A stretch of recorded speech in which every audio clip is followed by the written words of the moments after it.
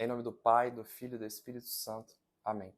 Ave Maria, cheia de graça, o Senhor é convosco. Bendita sois vós entre as mulheres. Bendito é o fruto do vosso ventre, Jesus. Santa Maria, Mãe de Deus, rogai por nós, pecadores, agora e na hora de nossa morte. Amém. Nossa Senhora, Mãe do infinito amor, rogai por nós. Em nome do Pai, do Filho e do Espírito Santo. Amém. Oi, pessoal, sejam bem-vindos aí mais uma vez ao canal. E antes de mais nada, já peço que vocês curtam, compartilhem, enviem o nosso conteúdo aos seus amigos. Nesse dia de hoje que a gente quer falar então sobre maçonaria, né? A gente se indaga, né? Por que é melhor então, né? Eu sair da maçonaria aos maçons? Será que a maçonaria vale a pena? Enfim, há uma grande polêmica, né? Referente à própria maçonaria e à Igreja Católica. A gente quer conversar então um pouco sobre a maçonaria. Quero receber vocês, meninos. Obrigado pela presença hoje. E fiquem à vontade para poder perguntar, para a gente poder conversar sobre esse assunto. É claro que isso aqui fica bem mais interessante. E antes da gente começar o assunto, né, eu quero tratar das referências e do objetivo da nossa conversa aqui sobre a maçonaria. Né? Primeiro que a referência aqui é o Grande Livro da Maçonaria, um livro do Cláudio Blanc, né, para quem tem interesse. Nós temos também o livro do filósofo Olavo de Carvalho, Saber e o Enigma, Introdução ao Estudo dos Esoterismos. E nós temos também, né, e hoje eu não, mais à frente talvez a gente faça uma conversa sobre a questão de doutrina em si da igreja, e aí tem a carta encíclica de Leão XIII e tantos outros papas que vieram a condenar, né, a maçonaria, mas isso seria um outro vídeo. O nosso objetivo hoje aqui não é conversar sobre a maçonaria do ponto de vista doutrinário, simplesmente, mas fazer mesmo uma exposição do que ela né? Sobre a sua influência aí no mundo e como e a gente poder entender através de uma exposição, digamos assim, intelectual, filosófica, que realmente não vale a pena e que é melhor nós sermos católicos. Mas eu não quero ser retórico de nenhum modo naquilo que a gente vai conversar aqui. Meu objetivo aqui não é convencer ninguém, né, de absolutamente nada. Eu quero fazer simplesmente uma exposição. E aí vai da pessoa aceitar, como diz Sócrates, né, verdade conhecida é verdade obedecida. E se nós temos a verdade naquilo que nós fazemos, se a pessoa for, digamos, honesta do ponto de vista intelectual, ela vai aceitar aquilo que é dito, que é uma análise bastante interessante do contexto da maçonaria, né, ao longo do tempo. Pois bem, então vocês vão ver onde eu vou chegar com essa conversa nossa sobre a maçonaria e a questão da igreja não aceitar, digamos assim, né, condenar, não aceitar, condenar, né, efetivamente a maçonaria. Mas antes disso tem coisa muito mais interessante por detrás, e a gente vai ver e entender por que não vale a pena ser maçônico. Esse é o nosso objetivo aqui, né, a tese que a gente começa a nossa conversa. Primeira coisa, a gente fazer a distinção de uma sociedade, do que é o esoterismo. Né? Nós temos, então, o esoterismo e nós temos o exoterismo. Todo fenômeno espiritual que existe, ou ele é esotérico, ou ele é exotérico. No caso do esoterismo, com S, né, o outro é com X, nós temos a ideia do seguinte: existem alguns conhecimentos que eles são restritos a um pequeno grupo de pessoas, que não é todo o conhecimento que é acessível a toda a população. Dessa maneira, esse conhecimento ele precisa ser preservado e passado de pessoa para pessoa, apenas num pequeno conjunto, apenas um pequeno grupo de indivíduos, porque não é todo mundo que consegue alcançar esse tipo de conhecimento. A maçonaria se encaixa, então, nessa sociedade do tipo esotérica. E existe o outro tipo, né, que nós chamamos assim, então, de exoterismo, esse com X por sua vez, que faz mais relação com uma prática exotérica, ou seja, uma prática externa religiosa. Então é aquela religião, digamos assim, exposta, né? Por exemplo, nós somos aqui de certo, digamos, a gente vai ver que o catolicismo ele tem uma relação muito interessante sobre esoterismo e exoterismo, mas que, por exemplo, o trabalho que a gente faz aqui é um trabalho exotérico. Eu não estou escondendo de ninguém, né? O conteúdo, eu não é um grupo, não tem um grupo de iniciados, um pequeno grupo de pessoas, que a gente vai ter um conhecimento aqui restrito apenas a nós e que não vai ser exposto então para outras pessoas. Não se trata disso. Tanto que a gente está fazendo a exposição desse conteúdo na internet para todo mundo ver. E aí, dada primeiro então essa distinção, existe então uma crítica, existiram dois filósofos que eles tinham a intenção, né? O Chuon e o René Guénon, eles tinham a intenção então de fazer a islamização do Ocidente. Na verdade, eles prepararam então o mundo para a própria islamização do Ocidente. Eles diziam o seguinte: o Ocidente está perdido, né? E eram dois grandes intelectuais, de fato, mas eles diziam o seguinte: o Ocidente está perdido. E para a restauração do Ocidente, o que a gente pode fazer é a islamização da Igreja Católica.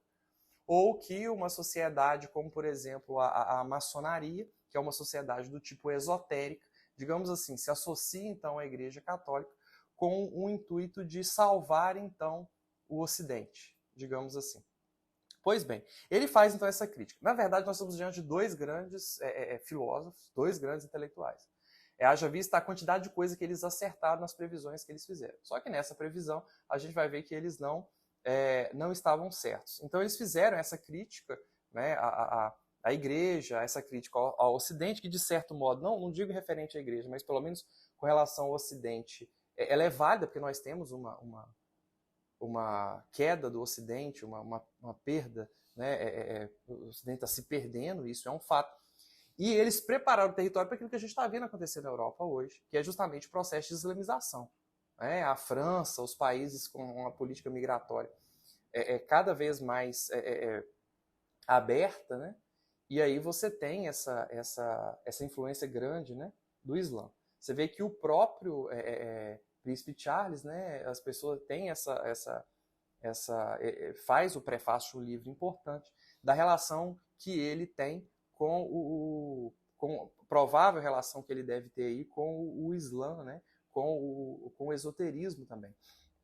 Isso é uma crítica que muitas pessoas fazem. Teve um estudioso importante, não vou lembrar o nome dele agora, mas ele prefacia esse livro. E aí, como um estímulo mesmo, né? Todo mundo sabe que todo mundo sabe não, né? Mas muita gente sabe que o Príncipe Charles está associado ao esoterismo e está associado também ao próprio Islã. Se a gente pegar, por exemplo, o discurso dele da coroação, né, nós vamos perceber que muitas pessoas, muitos estudiosos e críticos acabaram falando sobre, né, que não há ali a defesa da religião, no caso do Reino Unido, mas que era aberta a todas as religiões, enfim. Né? Então você vê essa grande influência até mesmo chegando na coroa inglesa, que era o último lugar que a gente iria imaginar que o Islã, né, conseguiria chegar.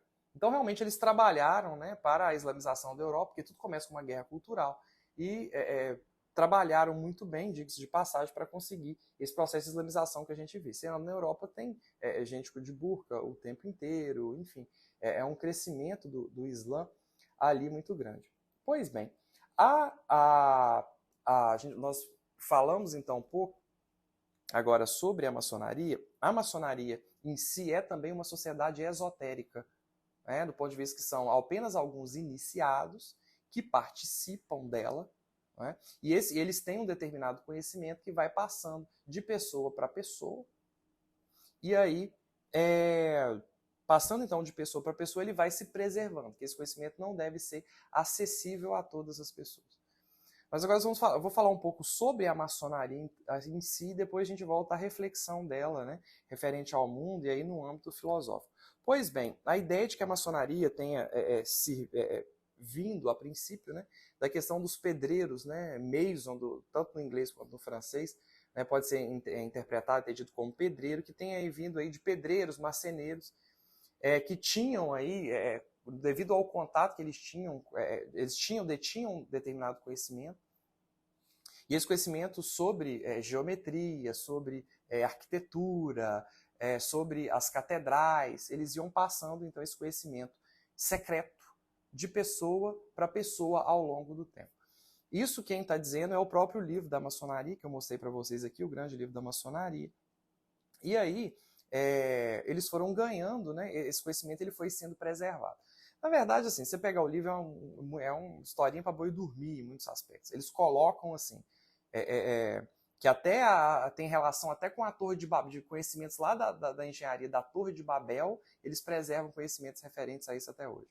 Que existe uma influência aí da geometria de Pitágoras. E aí vão apresentando, né, ao longo do livro, a história em si da maçonaria, e do ponto de vista deles, mas certamente que o conhecimento que eles têm não é tão importante assim, pelo contrário, a gente vai ver. E é um conhecimento totalmente limitado, da onde você vai ter que estudar um monte de coisa para extrair um conteúdo pequeno, um conteúdo mínimo.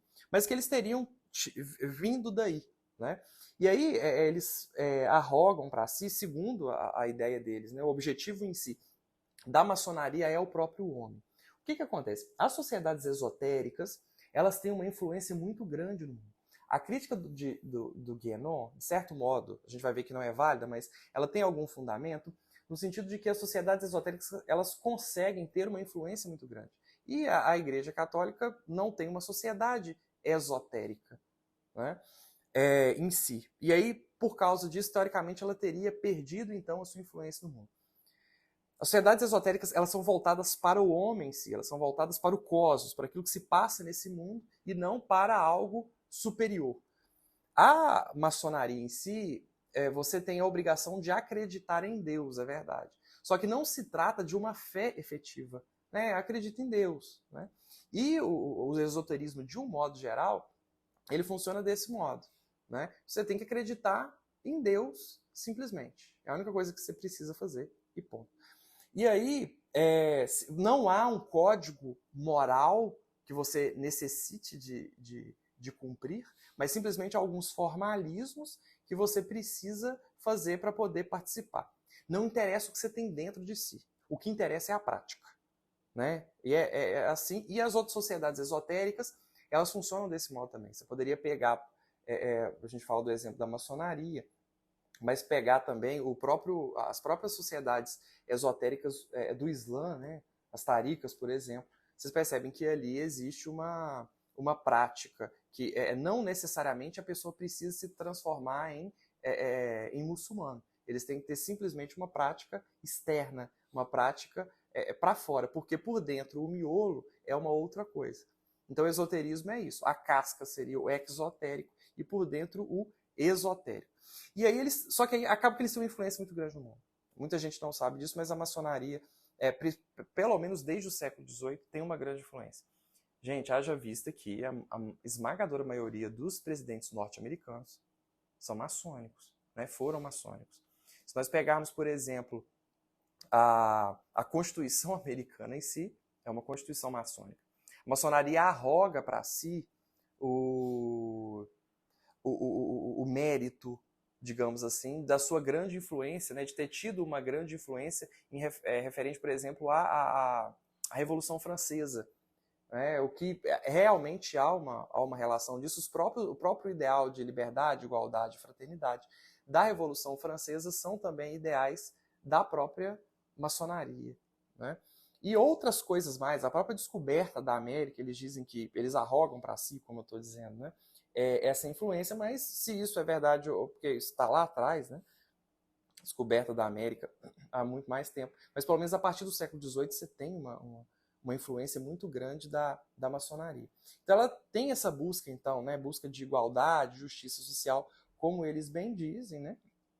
E aí, a princípio, você tem esses teoricamente, a origem deles, né, tenha sido, então, desses construtores, né, eles se associavam, então, ali a outros construtores e iam aprendendo algumas coisas, iam passando para esses outros construtores. Esses construtores, eles admitiam, então, alguns aprendizes, e esses aprendizes recebiam, então, esse conhecimento, e esse conhecimento ia passando, né, de um para o outro, né?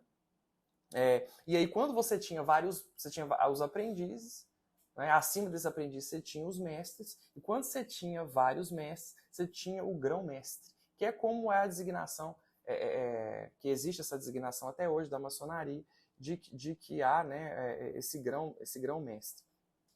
E aí ela passa, né, a maçonaria, além, né, ela absorve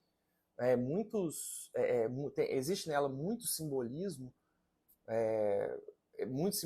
de outras práticas, as até misturadas, né? Até misturadas não. Eles pegam mesmo elementos do Egito, né?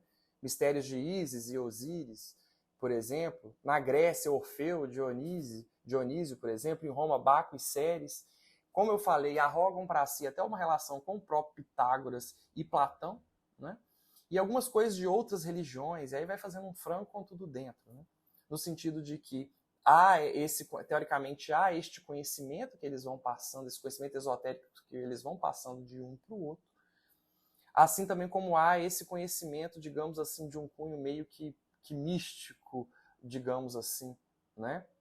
Aí eles foram criando, então, símbolos, né? Você vê que a simbologia deles ela é muito importante. E a gente vai falar um pouco mais à frente sobre o que seja, né, símbolo, enfim, a gente vai trabalhar isso mais à frente. Só que o tempo, eles tiveram arrogam para si, eu vou falar sempre arrogam, porque é difícil você conseguir ter certeza de que isso foi dessa maneira, mas arrogam para si também a construção de muitas das catedrais, né, no período medieval, né, e que ali eles também adquiriram bastante conhecimento. Mas chegou um tempo em que as catedrais, por exemplo, não estavam sendo mais realizadas, não tinha mais essa importância toda da construção, né, da construção de catedrais e outros monumentos, e que nesse caso ou a maçonaria acabaria ou ela se transformaria numa outra coisa. E acabando essa época das catedrais, eles precisaram de se abrir, então, a membros que não tinham nada a ver com a construção. Né, que não eram pedreiros, não eram aprendizes, não é nada disso. E aí então você começa com a maçonaria, que a gente chama de maçonaria especulativa. Do ponto de vista regimental, eles começam então com aquela que eles são chamados de old charges, né, que foram depois disso aí vieram então as constituições deles. Começa com essas old charges e aí depois né, eles fazem mesmo, né, as suas constituições, né, as old charges se tornam então essas constituições, e a primeira é feita por Anderson em 1723. E aí eles teve algumas mudanças aí, eles têm alguns outros documentos além dessas constituições, mas que vão tendo aí o seu regimento próprio. Como que funciona a maçonaria? A gente fala que, vocês conseguem imaginar? Porque assim, eles não têm um governo central, né? Isso é uma coisa, não há uma maçonaria, um chefe dos chefes dos maçons que vai repassando então as informações de como eles vão agir no mundo.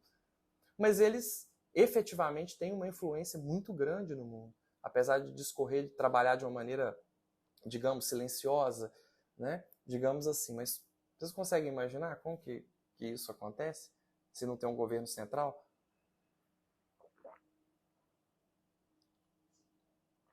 Eles trabalham por um princípio chamado de solidariedade analógica, né? Não há um governo central, né? Então não vem ordens de cima para a maneira como eles devem agir, mas ele tem algumas maneiras específicas de agir que no fim das contas aquilo tudo conflui no mesmo objetivo e acaba dando certo, eles acabam tendo uma influência muito grande na população. E uma coisa muito importante para eles terem essa influência é que, a princípio, eles têm uma influência cultural, para depois ter uma influência política. A influência cultural, ela é base de tudo. Então, se você não tem essa influência cultural a princípio, influência política você não vai ter. Isso a gente percebe pelo mundo afora, né? Não adianta você ganhar, você eleger presidente da república, senador, deputado, e se culturalmente aquele povo não for trabalhado para aquilo ali. Totalmente impossível. Você tem uma sociedade que ela é socialista, por exemplo, você pode colocar todo o governo de direita, que isso não vai resolver de nenhum modo o problema, porque a base em si, né, ela não é trabalhada. Então a maçonaria tem mais influência cultural para depois ter mais, então, essa influência política. E a maçonaria, como a gente sabe, ela recebe uma influência de Kant, né? E aí, por conta disso, ela acaba entrando nessa questão desse indiferentismo religioso, né? se para Kant se a gente não consegue resolver nenhuma questão moral de modo substancial, né, não consegue resolver nenhuma questão moral de modo específico, né, não tem por que a gente ter uma moral na própria maçonaria. Então não há uma formalidade que simplesmente vocês, né, os maçons no caso, vão ter que não vão ter que seguir. E também a gente não pode resolver nenhuma questão metafísica. Então, se a gente não pode resolver nenhuma questão metafísica, a gente não tem que ter necessariamente uma relação efetiva com o divino, mas pode ser uma coisa totalmente externa, pode ser uma coisa totalmente para fora, simplesmente. E aí, nós vamos entrar, passando essa pincelada sobre a maçonaria em si, a gente sabe que eles têm a obrigação, né, digamos assim, de favorecer sempre aqueles que eles chamam de irmãos, né, os seus companheiros. Então, eles têm todo um simbolismo também, uma maneira de se cumprimentar, e segura com 3 dedos, aquela coisa idiota, sabe? Enfim. E aí, que para se identificarem, né, quando eles estão em um determinado local, para se identificar, tem um irmão ali, tem um maçom ali também, né? E se caso um entre em necessidade, o outro tem essa, entre aspas, obrigação de ajudar, né? Eles trabalham dessa maneira também. Sempre, e eles trabalham, né? Eles são uma sociedade esotérica. E aí eles têm muitos ritos e ele tem muitos símbolos. Vocês sabem, aí a gente vai entrar na parte mais importante da nossa conversa, porque não vale a pena ser maçônico, né? Você sabe o que é o rito, um símbolo? Alguém sabe o conceito? Não, de nenhum modo. Então, ritos são repetições formalizadas de gestos, de atos primordiais criadores. Então, sei lá, a criação do mundo, por exemplo. Você pega alguma coisa referente à criação do mundo, você vai repetindo esses gestos, né? Esse conjunto de gestos, essas repetições formalizadas. E você tem, então, esse rito, a realização desse rito. O rito, muitas vezes, nada mais é do que a exposição de um símbolo. Né? E o que é um símbolo? Né? Nós podemos dizer que o símbolo ele acaba sendo uma matriz de intelecções. Você consegue olhar para ele e ver muitas coisas a partir daquele símbolo. Isso é uma coisa muito interessante. Se você pegar, por exemplo, um cordeiro, eu vou falar com vocês cordeiro. Vocês conseguem, através de cordeiro, pensar em muitas coisas. E aí você tem uma matriz muito grande de intelecções a partir de um cordeiro. Cordeiro te lembra santidade, cordeiro te lembra pureza, cordeiro te lembra sacrifício, cordeiro te lembra Jesus, e aí a gente vai embora. O símbolo, ele é então oferecido, né? Ele é mostrado para aquela pessoa, e aquela pessoa vai guiar então a sua vida espiritual a partir daquele símbolo. Aí nós temos então 2 tipos de rito. Né? Nós temos o rito mágico e o rito de iniciação. O rito mágico, ele é um rito que, eu não sei se isso é uma coisa, não sei se vocês sabem sobre isso, mas tem muita gente que estudou mágica ao longo da vida. Mas mágica em que sentido? A mágica como... isso é muito presente na sociedade de uma maneira que as pessoas às vezes não percebam. A própria acupuntura trabalha com isso. Da mágica não como uma evocação de um ser espiritual, consciente, alguma coisa assim, mas como a manipulação de forças, manipulação de energias da natureza, de forças e energias da natureza. E aí trabalham a mágica dessa maneira. Então eles teriam alguns rituais, algumas coisas que eram realizadas ali com o objetivo de manipular essas forças. A própria acupuntura, né, trabalha com isso. No sentido de que a ideia é o seguinte, né, além da via anatômica e da via anatômica, enfim, neurológica que existe ali, você teria um influxo de energia. E aí, na hora que você pega uma agulha e pinça em um determinado local, isso acaba refletindo em outro lugar. Você pinça lá no seu pé e aquilo ali acaba refletindo, então, no seu fígado, por exemplo. Né? E aí, daí você tem, poderíamos falar aqui sobre outros exemplos dessa questão de cunho mágico, né, digamos assim, na própria alquimia, né, transformação de todos os elementos em ouro, enfim. E aí o rito mágico, você trabalha então manipulando essas forças da natureza. E existe então o rito de iniciação, que é o rito que é realizado, né, do qual trabalha então a maçonaria. Né? E a gente vai ver que na Igreja Católica o Chuon descobre isso e acaba tendo uma briga com o Guénon por causa disso. Porque na Igreja Católica tem também ritos de iniciação. Como que funciona isso? O rito de iniciação, ele dá para o postulante, para o iniciado, ele abre, né, o postulado para novas oportunidades espirituais. Então, a partir do momento que ele participa daquele rito, né, ele está sendo abrido para novas oportunidades espirituais. Na maçonaria tem todo o rito de começo deles, de entrada deles. E no fim das contas, o objetivo do esoterismo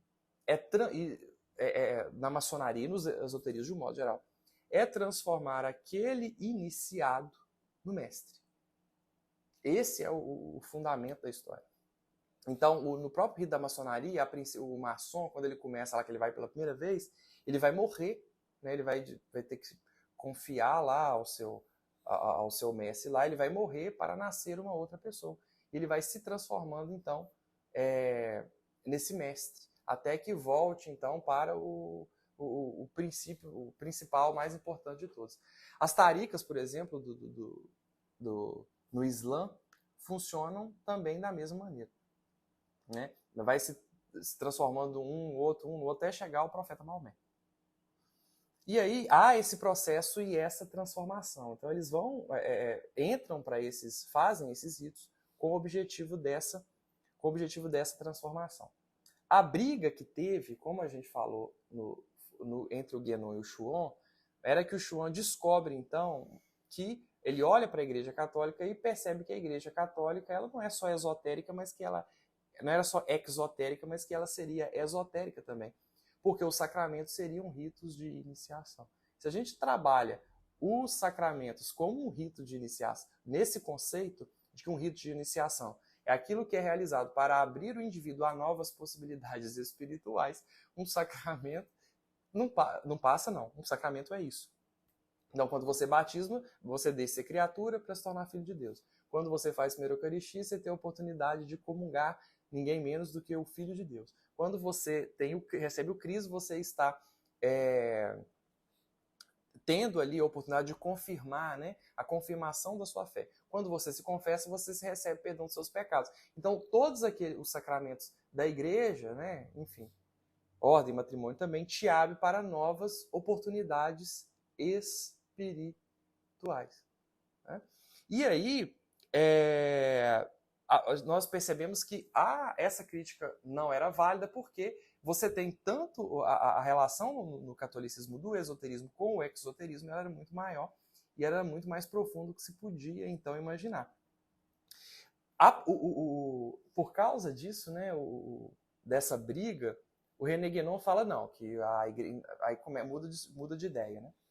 O René Guénon inclusive defendia, né, como eu falei, que a maçonaria se associasse à Igreja Católica com o objetivo de salvar o Ocidente, né? Deus me livre. E aí seria o resto da destruição, né? E aí, só que não funciona dessa maneira. Existe então essa relação. Ele o Guénon começou a dizer o seguinte: não. Na verdade, então, o que aconteceu foi que a Igreja Católica começa com uma prática esotérica e depois ela se perdeu e ela se exoterizou. Se tornou só uma religião para fora. Porque o Jesus falava em parábolas, então as parábolas eram um conhecimento restrito. Espera lá. O que ele mesmo falou? Tudo que eu falei às claras. Né? Nada ensinei em segredo. Né? João 18, por exemplo, ele fala isso. E aí, Mateus 27, é uma coisa interessante que acontece em Mateus 27, que a gente pode fazer, essa hermenêutica, essa interpretação, é que quando Jesus morre, o véu do templo, ele se rasga de alto a baixo. Antigamente, né, o acesso àquela parte mais íntima do templo era só para aqueles sacerdotes, né, só para os sacerdotes, só para um pequeno grupo restrito de pessoas. Mas que agora o contato com o divino, o contato com Deus, ele era ele era, né, acessível a todas as pessoas. Então, de nenhum modo faz sentido dizer que Jesus Cristo era esotérico e estava ensinando simplesmente aquelas verdades ali para os seus... para um grupo específico de pessoas, simplesmente para para os seus discípulos, né, para os seus apóstolos. E aí, percebendo que a Igreja Católica tem essa parte esotérica e essa parte exotérica, né? Isso é uma coisa que vai ficar bastante interessante. Uma distinção que a gente faz é a distinção, né, dentro do seio da igreja, do asceta e do místico, né? O asceta, então, ele é uma pessoa que, pelo ato da própria vontade, ele vai ser dirigido, através da sua própria consciência, no caminho do esforço da disciplina cristã. Isso é o que é a maioria das pessoas. Então, você tem uma determinada pessoa, lá ela virou católica e vai se tornar uma asceta. Então, o que ela faz? Ela começa a ter os próprios exercícios espirituais, ela acorde de madrugada com o Hesed para poder rezar, ou com o Frei Gilson para poder rezar, ela lê a Bíblia, ela faz jejuns, enfim. Né? E quando ela precisa de ver o que ela vai fazer da vida, ela vai à Bíblia, ela vai ao catecismo, ela vai, enfim.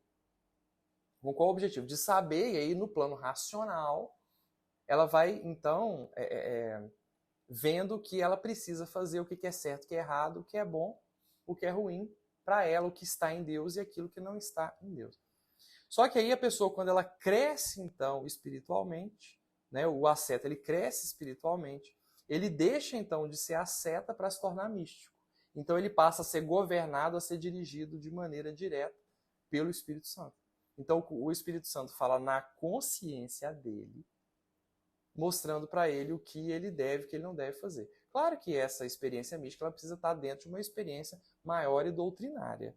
O Espírito Santo mandou eu fazer... Aí aquilo está totalmente oposto à doutrina. Pelo amor de Deus, isso é loucura. Mas realmente o místico ele é governado pelo Espírito Santo de uma maneira consciente, de uma maneira especial. História de um padre que, por exemplo, eu conheço, que é místico, ele do nada ele estava com os seminaristas dele e ele diz, vamos lá no hospital. Preciso ir no hospital. E sai e vai no hospital como um doido. E aí chega um determinado momento, eles entram no hospital, passam um doente, né? Um rapaz tinha acabado de sofrer um acidente. Ele levanta as mãos e fala, eu te absolvo seus pecados em nome do Pai, do Filho e do Espírito Santo. E foi, o menino ali morreu. Depois sai a mãe chorando, falando que, acho que se não me engano, o filho queria se confessar, né, mas não tinha tido a oportunidade, a mãe chorando, né, porque o filho tinha morrido sem ter se confessado. Mas aí o padre, né, reza por ele, enfim, e digamos assim, né, absolve os pecados dele ali naquele momento, porque é governado então pelo Espírito Santo, e o Espírito Santo mostra para ele o que ele deveria fazer. E poderia contar 1001 história de místicos, né, que o Espírito Santo governa de uma maneira totalmente especial, mostrando aquilo que ele deve fazer. Então acontece que nessa questão toda, essa crítica de que o cristianismo ele precisa de um esoterismo, se nós formos parar para pensar, o místico ele é um esotérico também. Por quê? É o próprio apóstolo Paulo que diz, né? Não sou mais eu que vivo, é Cristo que vive em mim. O fim último do esoterismo é que o mestre, o discípulo, se transforme no seu Senhor. Quando nós temos o místico, quando nós temos os santos da Igreja Católica, que atingem então a sétima morada, como a gente sabe, o que acontece ali? Eles se transformam, são absorvidos, né, pelo Cristo e se transformam no próprio Cristo. Então não existe isso de que a Igreja Católica é exotérica e não é esotérica. Pelo contrário. A relação entre esoterismo e exoterismo na Igreja Católica é muito mais profunda, muito mais bonita e muito mais interessante. E aí, nós podemos perceber essa transformação de uma maneira muito mais perfeita. Né? A iniciação da Igreja Católica, através dos sacramentos, através daquele ascetismo inicial que depois a pessoa pode se transformar então no místico, ela só vai funcionar no sentido pleno no cristianismo. Vide, por exemplo, os estigmas de São Padre Pio, de São Francisco de Assis. O que está acontecendo ali? Na carne, no corpo, miraculosamente, o discípulo está se transformando no Cristo, né? No momento, então, da sua crucifixão. No momento da sua crucificação. Então, essa crítica de que não há na Igreja Católica um esoterismo é falsa. E aí é tão interessante porque a crítica do Guénon era de que a Igreja Católica iria acabar, que o Ocidente estava perdido por não haver esse esoterismo. E realmente o esoterismo ele tem uma influência muito grande no mundo. Então a Igreja Católica, teoricamente, teria perdido essa influência. Mas percebam o trabalho do santo. Né? Percebam o trabalho do místico. A influência de um santo é uma coisa terrível, gente. É uma coisa terrível, no bom sentido da palavra, uma coisa absurda. Então, e o que sustenta efetivamente a igreja, na verdade, é esse povo. Né? Esse povo que conseguiu, que consegue, assistido com a graça de Deus, mas ser santo efetivamente. Então, pega a influência de um São João Paulo II, por exemplo. Né? Pega a influência de um São Padre Pio, por exemplo. Quantidade de conversão, de milagre. Há quem diga que os dois eventos mais importantes do século XX tenha sido Fátima e o Padre Pio. Né? Porque, assim, é a primeira vez que estigmatizam um sacerdote.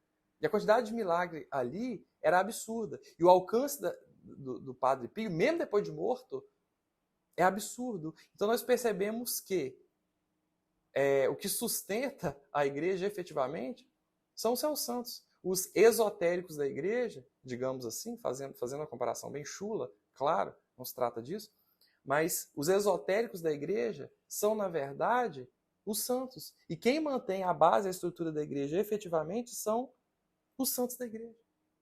Não é? Que são poucos, é verdade, infelizmente, né? Canonizados, né? Claro que existem uns que morrem sem a gente saber que eram santos, mas que de maneira misteriosa, sobrenatural e com a graça de Deus, vai fazendo essa transformação. Se transformam em Jesus, não sou eu mais que vive, é Cristo que vive em mim, atinge então essa sétima morada do castelo de Santa Teresa e exerce uma grande influência no mundo e vai sustentando a igreja, e muitas pessoas são convertidas, são transformadas, são curadas, são libertas pela vida desses santos.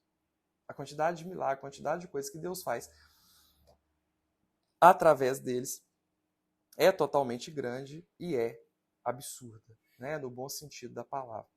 E aí, uma outra questão é que aí se fala dos mistérios da maçonaria e tal. A maçonaria, ela é uma administradora de pequenos mistérios, que são mistérios relacionados ao cosmos, mistérios relacionados à alquimia, ao cosmos, astrologia, simbologia. São pequenos mistérios. É um conjunto muito grande de conhecimento, né? Um conjunto de muitas coisas, né? De conhecimento, na qual você precisa de meditar e trabalhar muito para absorver uma quantidade mínima de conhecimento. Quando, na verdade, os grandes mistérios são administrados pela Igreja Católica Apostólica Romana, referentes a Deus, referentes à morte, referentes, e aí sucessivamente à espiritualidade. Né? Porque não existe conhecimento maior do que transformar-se, do que divinizar-se. Então, o asceta se transforma em místico e o místico se diviniza. Ou seja, ele se transforma no seu Senhor. Ele se transforma em Jesus. Né? Como diz São João da Cruz, seremos então deuses, né? Os santos são deuses, não por essência, mas deuses por participação. E aí você tem a iniciação da igreja, ela é muito mais maravilhosa e muito mais perfeita. Né? Os ritos de iniciação da igreja são muito, muito mais maravilhosos e muito mais perfeitos, e são perfeitos, do que os ritos que são realizados nas sociedades esotéricas, de um modo geral. Muitos cientistas, né, foram esotéricos, muitos. Eu estava vendo até o Karl Marx, né, a empregada da casa dele, depois tem um relato, né, que ela relatou que ela ficava fazendo uns rituais esquisitos lá na casa dele. Né. Você pega Galileu Galilei, Newton, a própria física de Newton é feita baseada, né, em a física, aquela parte externa que é mostrada, mas baseada também em rituais esotéricos. Então essa crença de que depois ali em Descartes, então, né, a escolástica na Idade Média, a escolástica era tudo muito sombrio, muito esquisito. que a partir depois entra, então, né, as luzes, né, essa questão dessa separação de ciência e fé e tal, na verdade, não se trata de nada disso. Né? Na verdade, eles estavam praticando, não eram católicos, mas estavam praticando outros tipos de rituais escondidos. Então, falar assim, não, porque eles eram homens só de ciência. Não existe isso. Né? Não existe isso. Você vai servir a Deus, você vai servir, né, a uma força superior de um modo ou de outro. Você vai ter uma força espiritual sobre você de uma maneira sobre outra. Todo mundo tem uma força espiritual que age sobre si, ainda que seja o Estado. Tem gente que acredita no Estado como um Deus. Né? Prova disso, vai se confessar. Não, mas eu não matei, eu não roubei, né? Eu não fiz nada. A força espiritual que age sobre aquela pessoa é o quê? É a Constituição. Então, qual que é o código moral daquela pessoa? O que tiver na Constituição. Né? Então, o Estado se torna a força espiritual sobre a vida daquela pessoa. E outras tantas coisas, de gente que vai para astrologia, que fica lendo horóscopo, enfim. Né? Então, as forças espirituais, né, o poder espiritual, ele age sobre a vida de todo mundo. Então, enquanto as sociedades esotéricas, elas, na verdade, falam, então, sobre mostram, então, os pequenos mistérios, e isso causa uma sedução muito grande nas pessoas. Né? Tenho certeza que muita gente entrou na maçonaria simplesmente com o objetivo de saber qual que seria esse grande segredo da maçonaria. As sociedades esotéricas, de um modo geral, elas não têm obrigatoriedade de ter um segredo, né? Não é uma coisa constitucional deles, né? Mas muita gente entra e fica com essa preocupação. Na verdade, não passam de pequenos mistérios. Os maiores mistérios, né, são administrados, na verdade, pela Igreja Católica Apostólica e Romana, que não há nada mais maior do que você, um mero humano, se transformar no próprio Deus. O que pode ser maior que isso? Absolutamente nada. Né? Mesmo os mais antigos da maçonaria, o grão-mestre lá, eles não têm nada que seja oculto, que os demais não saibam?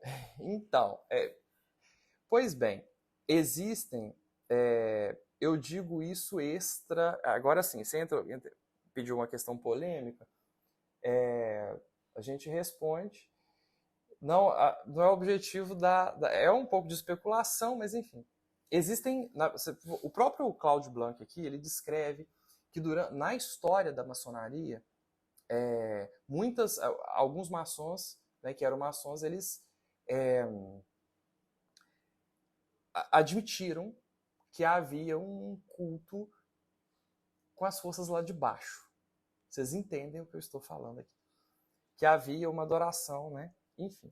E aí ele argumenta o seguinte, não, porque isso, né, na verdade, porque a Igreja Católica, né, o clero, os reis da época, torturaram e obrigaram eles a dizer que, na verdade, havia um culto, enfim, das forças do mal e tal. Ele argumenta isso. E aí existem a questão da questão do ele fala também sobre o culto Bafomé, né? Daquele, né? Daquele símbolo, enfim, que é um demônio, e da cabeça sagrada, né? É interessante que na hora que quando o Cláudio fala sobre isso, ele faz essas argumentações, mas é estranho porque hora nenhuma ele nega de maneira efetiva. De modo prático, eu posso dizer assim, teve um maçom que disse o seguinte, há realmente uma coisa oculta ali, no sentido de que há uma adoração às forças de baixo, mas que só a partir do grão mestre 33 que essa adoração, que era sabido isso, que essa adoração é sabida. E realmente, numa parte do livro aqui também, ele acaba admitindo, ele acaba dizendo que existem algumas coisas da maçonaria que só algumas pessoas sabem. Então, aquele que corre lá embaixo, aquele iniciado ali há pouco tempo, ele não sabe do que está se passando. Mas que existem outros que atingiram, né, patamares, digamos assim, mais elevados da maçonaria. E que, na verdade, eles sabem que tem realmente uma coisa de adoração das forças lá de baixo. Eu não posso provar isso, eu não sou maçom e eu não estava lá. Mas existe um relato de um ex-maçom que ele conta realmente que existia isso. é muito... Se você vê, né, aqui tem muito da simbologia que eles utilizam, é um negócio muito bizarro, né? Umas coisas muito estranhas mesmo, enfim. É muito estranho. Dizer que aquilo ali é só simbolismo, dizer que só não tem como dizer, né? Independente se há alguma coisa ou se não há alguma coisa, não posso provar isso, mas são apenas pequenos mistérios, né? O objetivo nosso aqui é falar no âmbito intelectual, além de entrar simplesmente em polêmicas, né? Mas no âmbito intelectual, não há porquê, já que você não, né? Não dá para ser católico e não dá para ser maçom ao mesmo tempo, nós sabemos disso, por vários motivos. A gente pode, eu quero fazer depois pegar essa carta do Leão XIII e a gente fazer uma questão doutrinal, né? Mas a exposição hoje aqui é intelectual. E não vale a pena você deixar os grandes mistérios, deixar o maior mistério, que é a sua transformação no próprio Deus, né? A sua plena realização e felicidade, para esses conhecimentos rasteiros referentes ao próprio homem. A maçonaria tem os olhos voltados, o esoterismo de um modo geral, ele tem os olhos voltados para baixo, para o homem, para aquilo que fica aqui, que passa, né? E a Igreja Católica nos dá uma visão para o céu, para aquilo que é do alto, para aquilo que é para cima, para aquilo que é de Deus. Então por que eu vou deixar, né, a possibilidade, a graça da transcendência, né, de ir para o céu, né, de me transformar no próprio Deus, digamos assim, né, ao invés de ao invés disso, né, eu ficar simplesmente nesses pequenos mistérios, os mistérios de Osíris, de Hermes e dos deuses da antiguidade, né? De nenhum modo isso faz sentido. Então, a questão, né, em si mesmo, a questão é essa. A gente percebeu então que o Chuon e o Guénon, né, não estavam certos naquilo que eles diziam, porque na verdade a relação da Igreja Católica do esoterismo com o esoterismo é muito maior e mais profunda. E que sustenta e sempre vai sustentar a Igreja Católica são, na verdade, os seus santos. Alguma questão, gente? Não? Então acho que é isso. Ave Maria, cheia de graça, o Senhor é convosco. Bendito sois vós entre as mulheres, bendito é o fruto do vosso ventre, Jesus. Santa Maria, Mãe de Deus, rogai por nós, pecadores, agora e na hora de nossa morte. Amém?